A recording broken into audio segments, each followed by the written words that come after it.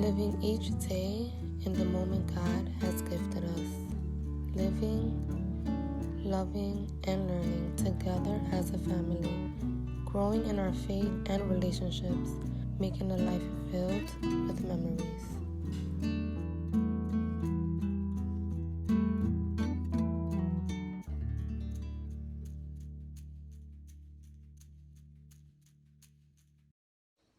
I will be going over the steps that you have to take in order to begin homeschooling in New York City. So you can begin homeschooling at any point in the school year. If your child is already enrolled in school, if the school year is halfway through, it doesn't matter the point in the school year that you decide you want to homeschool, you may begin to do so. The first step is to submit a letter of intent. In the New York City Schools.gov website, they provide a template of a letter of intent that you can use. But you don't have to use their template. You can create your own. So the letter of intent should include your child's name, their full name, address, their date of birth, your phone number, your email, their school, the grade that they will be completing, and their school ID number. So if you don't have their school ID number, you can call up your school and they will give you the information. You can either use that template or you can just type it up on your own, open up a Google Doc, type up the information, and you will be emailing this letter to letterofintent@schools.nyc.gov. Once you submit this letter of intent to that email, you're going to receive an automatic email back that they received it. Once you've submitted the letter of intent, if your child, let's say, is halfway through the year or the school year has already started, you can email their principal to let them know that you have submitted this letter of intent, because you can begin homeschooling immediately. You don't have to email the principal, but it's recommended that you do, right? You don't just want to pull your child out, like they just don't show up and there's like a misunderstanding and unnecessary things happen. Unnecessary phone calls are made, and next thing you know, somebody's knocking at your door to see what's happening. Personally, I chose to email both principals for each child's school, and this happened during the summer break. So they were not even in school. They were during summer break, but because, right, they were expected to return, I decided to email them to let them know I have submitted a letter of intent. I will be homeschooling. They will not be returning, and I sent them a screenshot of the response that I got back, the automatic response. Now again, you don't have to do that. You can simply start because you've submitted your letter of intent. Personally, I like clarity. I don't want any misunderstandings. I like things to be clear. If there's an issue, if you have a question, reach out. We will clarify. My personal preference. So once you've submitted your letter of intent, the next step is submitting an IHIP. An IHIP is an individualized home instruction plan.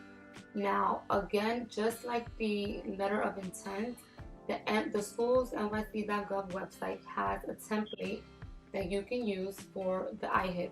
They have a template for grades 1 through 6, and then the next template is for grades 7 through 8, and then they have a template for grades 9 through 12. Their template already has all the categories. You just fill everything in. I wrote my own IHIP form. I did not use their template. You can decide whether you want to use their template or just create your own. The information that you should have in the IHIP form are the following: your child's name, their age, their grade level. If you have the curriculum materials already picked out, if you already have bought curriculum materials and you know exactly what you're using, you can list those out, the materials, the textbooks, or you can just list your plan of instruction. That is your preference, right? You're going to and this is for each subject that is required. So depending on your child's grade level, whether they are in grades 1 through 6, 7 through 8, or 9 through 12, there are different requirements for different grade levels. All grades have to have physical education. That is very important. All grades have to have that included in their homeschool.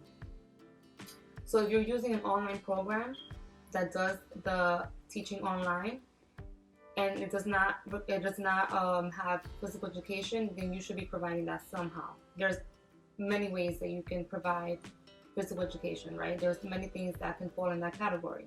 I will have a link with this information directly from the schools.nysc.gov website, as well as the nysed.gov website, where they have the regulations of the Commissioner of Education, okay, where they have all of the requirements. You will have either the plan of instruction or the materials you'll be using for each subject, and you will submit the IHIP. For the IHIP, you also have to include the quarterly report dates and the names of the individuals providing the instruction. The IHIP is submitted to a different email than the letter of intent. The IHIP you will submit to homeschool@schools.nyc.gov. Same thing. When you submit, you're going to get back an automatic email that they received your IHIP, and then later on they will send you an email on whether you are in compliance or not. You have 28 days to do this. So once you email your letter of intent, you have 28 days to submit an IHIP. The moment that you submit a letter of intent, you may begin homeschooling. So you've submitted the letter of intent, you've submitted the IHIP. So what's next? There are 4 quarterly reports that you have to submit throughout the year.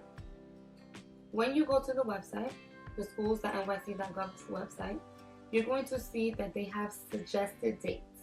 Suggested, meaning if you don't agree with those dates and you want to submit your quarterly reports the dates that you choose, then you can do that.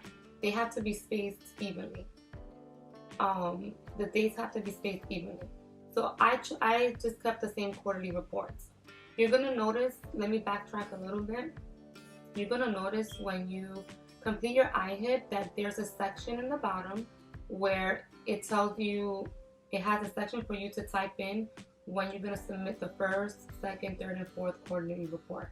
So it asks you to type in that information. You can keep the dates that they're suggesting, or you can change the dates. It's up to you. I just kept the dates. I didn't have an issue with them. Okay? So for the quarterly report, they also have a template on the website that you can use. The template has sections for you to fill in with the child's last name, first name, the 9-digit NYC ID that I mentioned earlier. You can get this from the school. You can simply call, go in person, or see if you have that in any of your paperwork. So you're going to put their last name, grade level, student ID number. You're going to mark which report it is, the date you're submitting it, the subject. It has a section for the subject, description of material covered, the grade or the evaluation that was given. So you don't have to use the template. You can provide that information in your own type of report. So you're going to notice at the bottom of the quarterly report, there is a section there where it's asking you to input how many hours of instruction your child completed. If your child is in grades 1 through 6, it should be 225 hours approximately. And if your child is in grades 7 through 12, it should be approximately 247.5 hours of instruction per quarter, right? So you will be inputting that at the end. If you type up your own quarterly report and you don't use your template, you can still provide all of this information in whichever way you choose to type it up. So we've covered the letter of intent, the IHIP form, and then the quarterly report. So New York City is a pretty restrictive state, and there's all this paperwork. There are states where they don't require all this paperwork, but here in New York City, yes, you have to do this to be in compliance. The final thing is annual assessment requirements. You have two options. You can do a written narrative, and this alternates, right? One year you can do the written narrative, another year you can test, and it can alternate.